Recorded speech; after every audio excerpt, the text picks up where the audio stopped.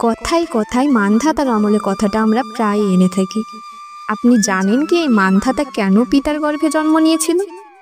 রাজা যুবনাশ্র যখন সন্তানের জন্য ঋষিদের প্রণাম করে বললেন, হে মহামুনি, আমাকে আশীর্বাদ করুন যাতে আমার এক পুত্র সন্তান হয়।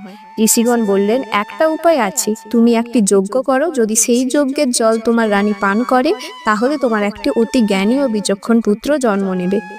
রাজা তখন যজ্ঞ করলেন। যজ্ঞ শেষে যে যজ্ঞের পবিত্র জল রাখা হয়েছিল, রাজা সেটি নিজের ঘরে রেখে ঘুমাতে গেলেন। রাতের দ্বিতীয় প্রহরে রাজা তৃষ্ণায় খুব কাতর হয়ে পড়লেন। তৃষ্ণা মেটাতে গিয়ে ভুল করে সেই যজ্ঞের জল নিজেই পান করে ফেললেন।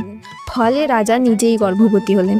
10 মাস পর রাজা গর্ভধারণ সম্পূর্ণ করলেন এবং যন্ত্রণায় রাজা প্রাণ হারান।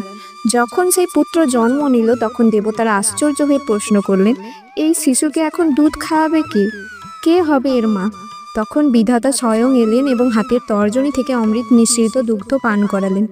এই মান্ধাতাই পরবর্তীকালে অযোধ্যার বীর ও দক্ষ রাজা হয়ে ওঠে। তিনি ছিলেন শ্রীরামের পূর্বপুরুষদের একজন। হরে কৃষ্ণ।